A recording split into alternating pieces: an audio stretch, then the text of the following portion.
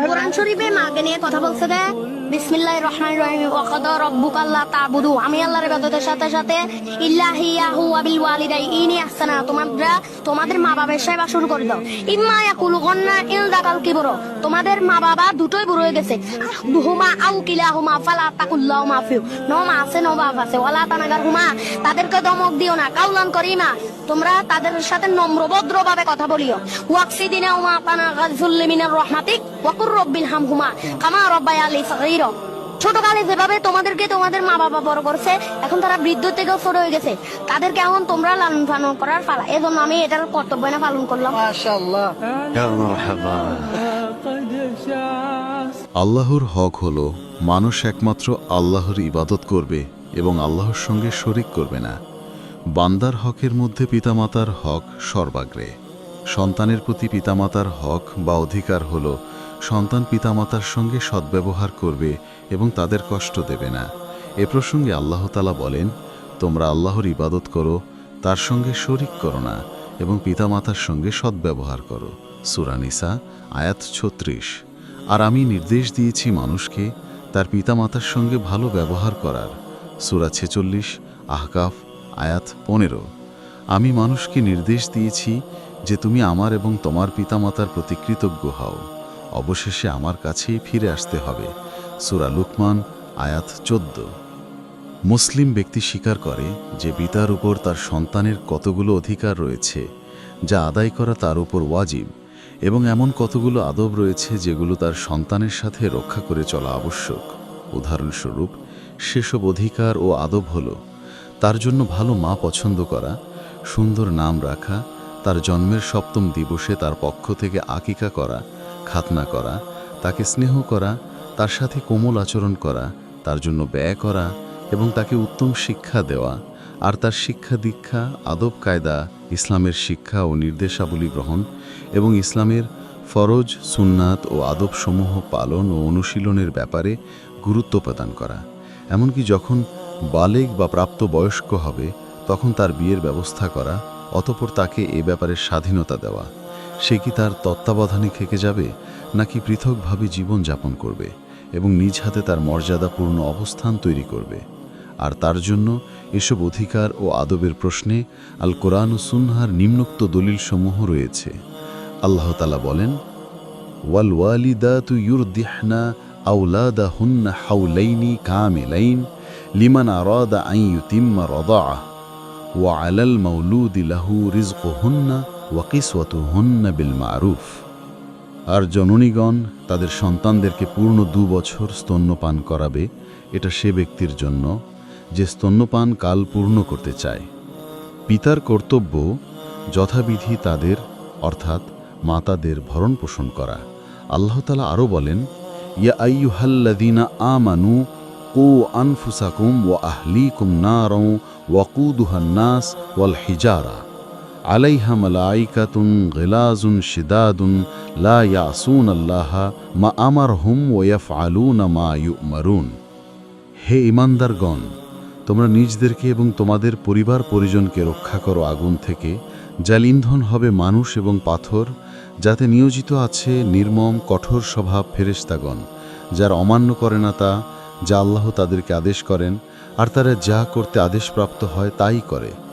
সুতরাং এই আয়াতের মধ্যে পরিবার পরিজনকে জাহান্নামের আগুন থেকে রক্ষা করার নির্দেশ রয়েছে, আর এটা সম্ভব হবে আল্লাহ তাআলার আনুগত্য করার দ্বারা।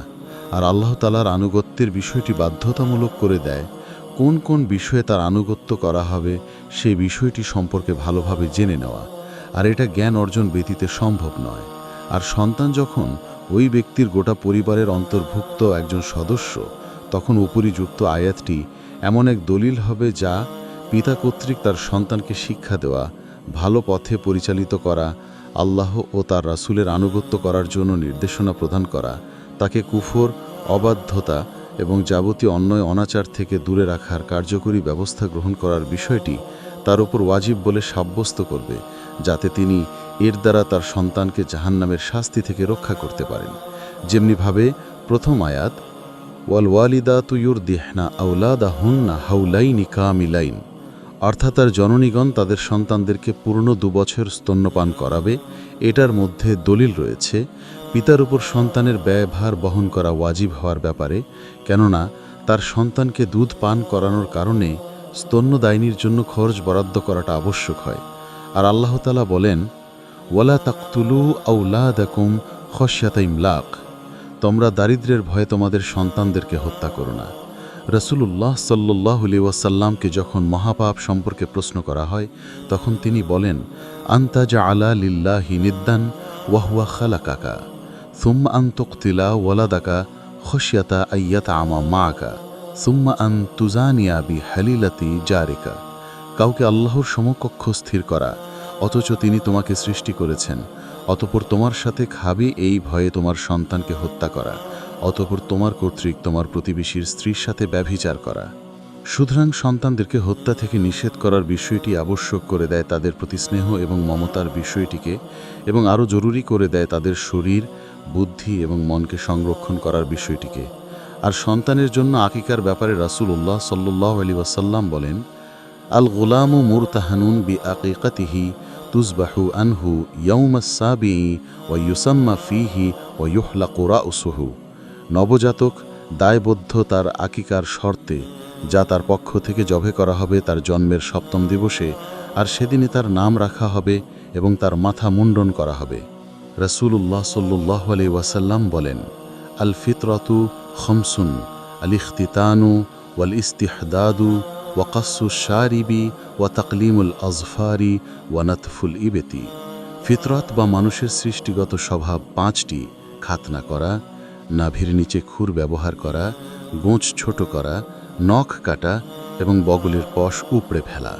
তিনি আরও বলেন, আকরিমু আওলাদাকুম ওয়া আহসিনু আদাবাহুম, তোমরা তোমাদের সন্তানদেরকে আদর যত্ন করো এবং তাদের আদব কায়দাকে সুন্দর করো। তিনি আরও বলেন, সাউউ বাইনা আওলাদিকুম ফিল আতিয়াতি ফালাউ কুনতুম মুফাদ্দিলান লাফাদ্দালতুন নিসা, তোমরা উপহার দেওয়ার ক্ষেত্রে সন্তানদের মাঝে সমতা রক্ষা করো, কারণ আমি যদি কাউকে ক্ষেত্রে প্রাধান্য দিতাম তাহলে নারীদেরকে প্রাধান্য দিতাম। তিনি আরও বলেন, মরু আওলাদাকুম বিসসালাতি ওয়াহুম আবনাউ সাবঈ সিনিনা ওয়াদরিবুহুম আলাইহা ওয়াহুম আবনাউ আশরি সিনিনা ওয়াফাররিকু বাইনাহুম ফিল মাদাজি। তোমরা তোমাদের সন্তানদেরকে সালাতের জন্য নির্দেশ করো যখন তারা 7 বছর বয়সে উপনীত হয়, এবং তাদেরকে সালাতের জন্য প্রহার করো যখন তারা 10 বছর বয়সে উপনীত হয়, এবং তাদের শোয়ার স্থান পৃথক করে দাও। আর আসারের মধ্যে এসেছে, পিতার উপর সন্তানের অন্যতম অধিকার হল তার আদব কায়দাকে সুন্দর করে দেওয়া এবং তার জন্য সুন্দর নাম রাখা। ওমর রাদিয়াল্লাহু আনহু বলেন, পিতার উপর সন্তানের অন্যতম অধিকার হল তাকে লেখাপড়া ও তীর নিক্ষেপের প্রশিক্ষণ দেওয়া এবং তার জন্য শুধু পবিত্র ও হালাল রিজিকের ব্যবস্থা করা। তিনি আরও বলেন, তাজাওয়াজু ফিল হুজরিস সালিহ ফা ইন্নাল আরকা দাসসাসুন, তোমরা ভালো বংশে বিয়ে করো, কারণ বংশের শিরা উপশিরা গুপ্তচরের মতো। এক বেদুইন তার সন্তানদের প্রতি সদয় ইহসান করেছেন তাদের মাকে পছন্দ করার মাধ্যমে। সুতরাং তিনি কবিতার ভাষায় বলেন, ওয়া আউয়ালু ইহসানি ইলাইকুম তাখায়ুরি লিমাজিদাতিল আরাকি বাদিন আফাফুহা, অর্থাৎ আর তোমাদের প্রতি আমার প্রথম ইহসান হল আমি বাছাই করেছি তোমাদের মাকে গৌরবময় বংশ থেকে, যার পবিত্রতা বা নিষ্কলুষতা স্পষ্ট।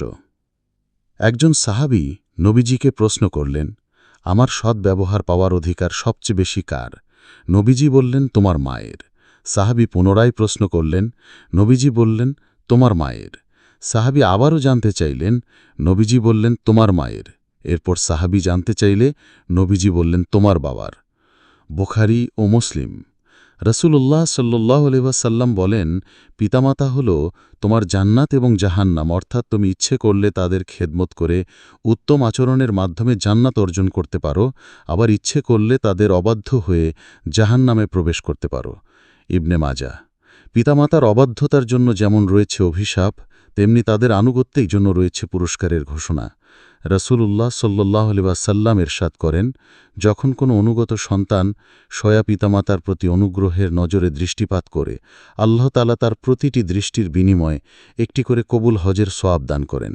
বাইহাকি। এক সাহাবী রাসূলুল্লাহ সাল্লাল্লাহু আলাইহি ওয়াসাল্লামকে জিজ্ঞাসা করলেন, ইয়া রাসূলাল্লাহ, আমার পিতামাতা ইন্তেকালের পরেও কি তাদের সঙ্গে উত্তম ব্যবহারের কোনো কিছু দায়িত্ব অবশিষ্ট আছে? তখন নবী করিম সাল্লাল্লাহু আলাইহি ওয়াসাল্লাম বললেন, হ্যাঁ আছে, তা হলো তাদের জন্য দোয়া করা, তাদের গুনাহের জন্য তওবা ইস্তেগফার করা, তাদের শরীয়ত সম্মত ওসিয়তগুলো আদায় করা, তাদের আত্মীয়দের সঙ্গে সুসম্পর্ক বজায় রাখা, তাদের বন্ধু-বান্ধবের প্রতি সম্মান প্রদর্শন করা। এগুলো পিতামাতার মৃত্যুর পরেও তাদের সঙ্গে উত্তম আচরণের শামিল। আবু দাউদ। অন্য হাদিসে আছে, পিতার সন্তুষ্টিতে আল্লাহর সন্তুষ্টি, পিতার অসন্তুষ্টিতে আল্লাহর অসন্তুষ্টি। তিরমিজি।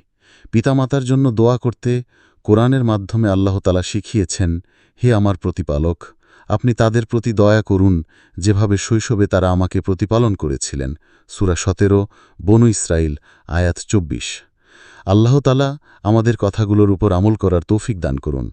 আমিন।